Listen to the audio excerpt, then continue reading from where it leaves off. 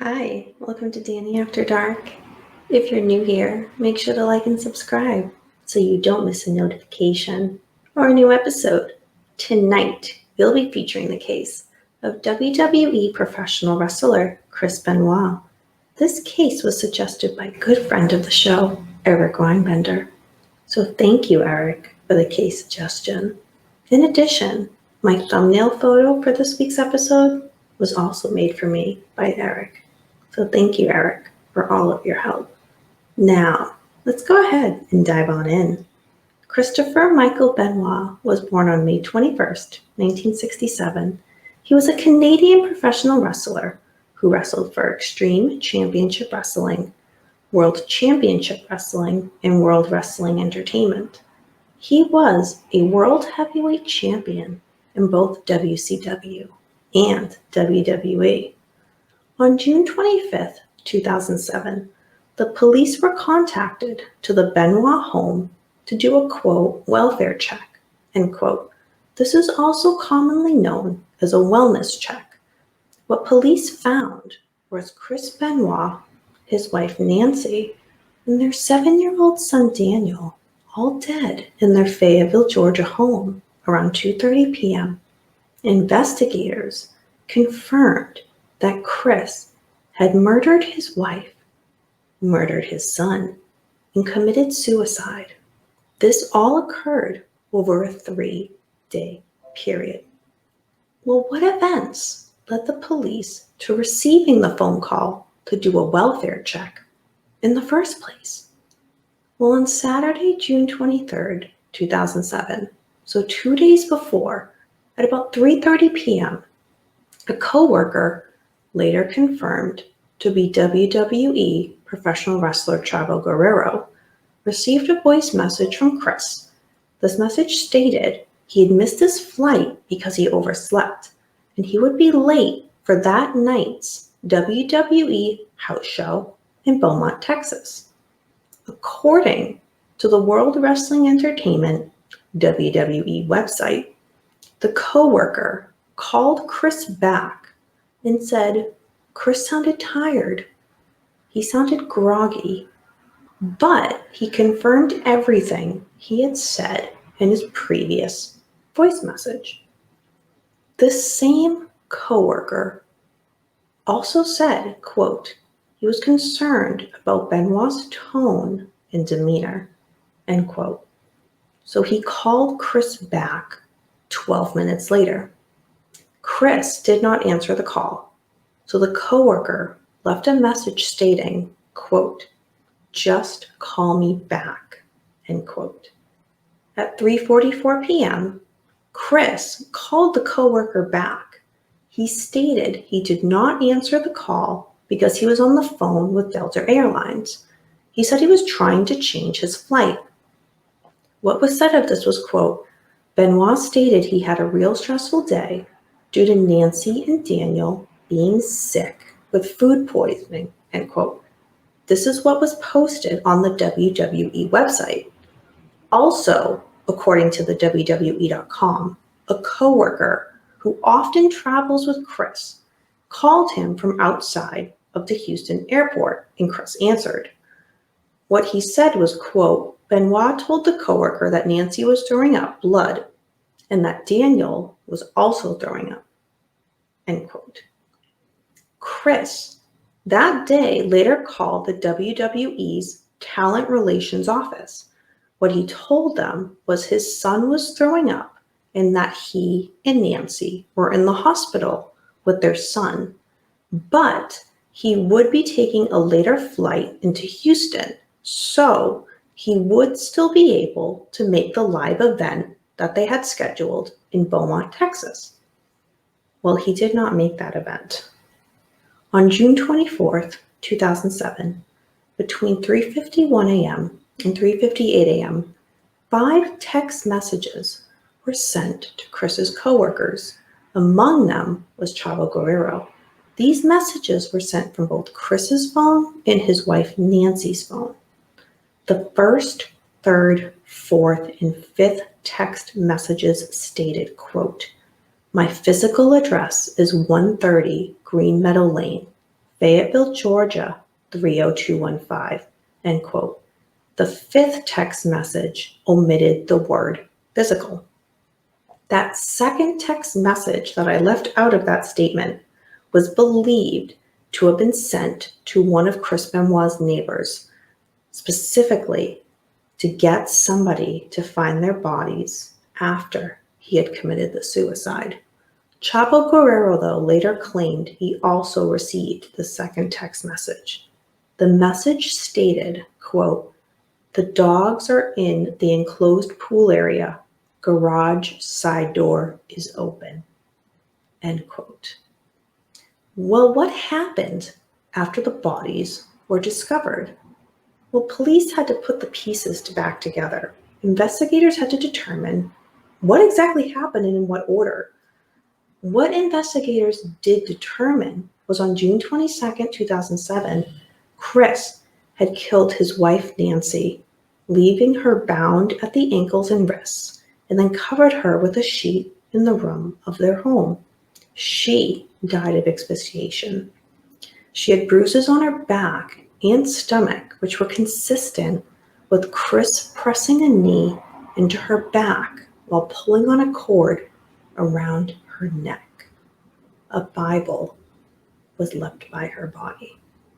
It was reported that their son Daniel was suffocated to death by Chris in his own bedroom. However, it was later reported that Chris may have killed his son with a chokehold. Quote, "The boy had internal injuries to the throat area, but showed no bruises," end quote. This indicates he might have been locked in the crook of his father's own arm. Daniel also had needle marks in his arm, and that suggested that he had been given growth hormones because Chris and his family considered him to be undersized for his age. A Bible was also left by Daniel's body. Chris died of asphyxiation and was found hanging by a cord of a weight machine in the home's basement. When Chris released the weights, about 240 pounds to be exact, that weighed more than he did. It caused his strangulation. The pull-down bar had been removed by Chris, so Chris was found seated against the machine, deceased. What was puzzling was there was no suicide note left from Chris at the scene, so this made it difficult for investigators, family, friends, co-workers, the community, the fans to understand any possible motive for his actions. It was theorized that Chris may have been suffering from repeated untreated concussions throughout his wrestling career. This could have ultimately led to an unstable mental state. Steroids were also found in the Benoit home. This, of course, led many to theorize that Chris was under a steroid-induced rage. This might have been the cause of his actions. Well, the WWE released a press statement that read, quote, "The physical findings announced by authorities indicate deliberation, not rage. The wife's feet and hands were bound and she was asphyxiated, not beaten to death. By the account of the authorities, there were substantial periods of time between the death of the wife and the death of the son, again suggesting deliberate thought, not rage. The presence of a Bible by each is also not an act of rage," end quote. July 17th, 2007, a press conference was held by the Georgia Bureau of Investigation. It was ruled out that Nancy was sedated by Chris before she was murdered. However, in regards to Daniel, Xanax was found in his system. This is not a drug that typically is given to a child under any normal circumstances. So it is theorized that Daniel was sedated prior to being murdered. In Chris's system, Xanax and hydrocodone were also found. The levels indicated to investigators it was consistent, however, with therapeutic use. They found no artificial steroids in Chris's urine. It was later revealed that Nancy had filed for divorce from Chris in May 2003. This occurred after an alleged domestic abuse incident with Chris. Nancy later withdrew this in August 2003, so just a few months later. Well, this was a bombshell. Everything was a bombshell.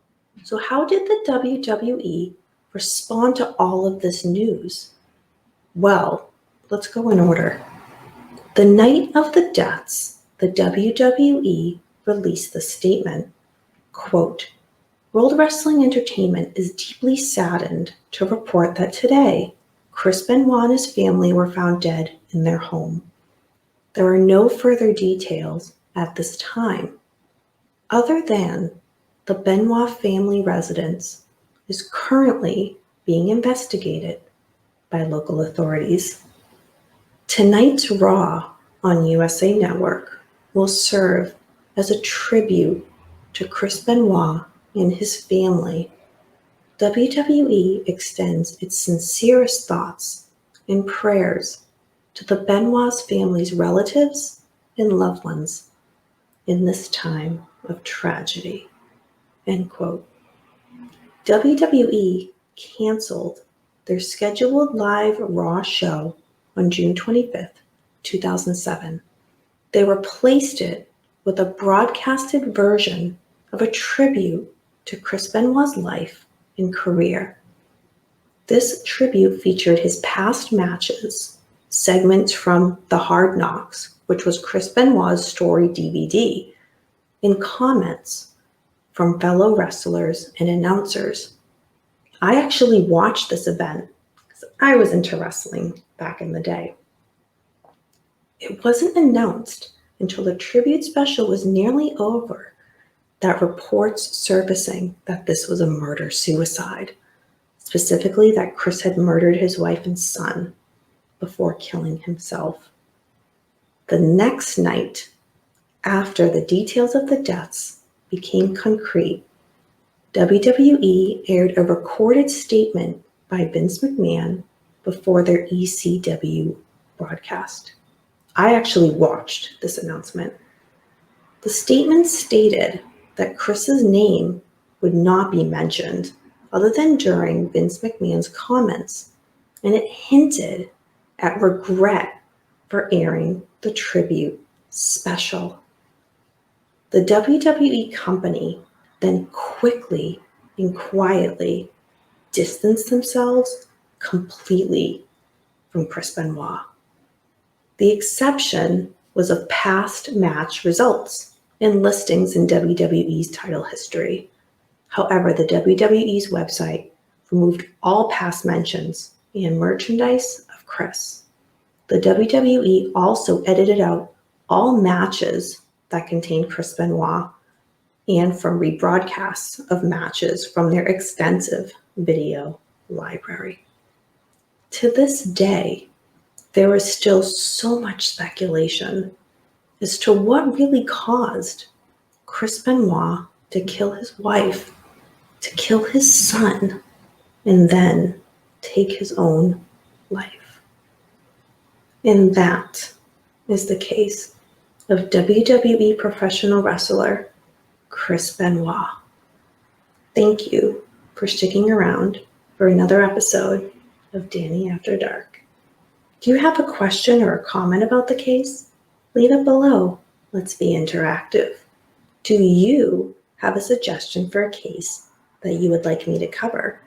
If so, leave it in a comment down below, and you may see your case suggestion covered in a future episode. Until next time, remember, we don't live in darkness. Darkness lives in us.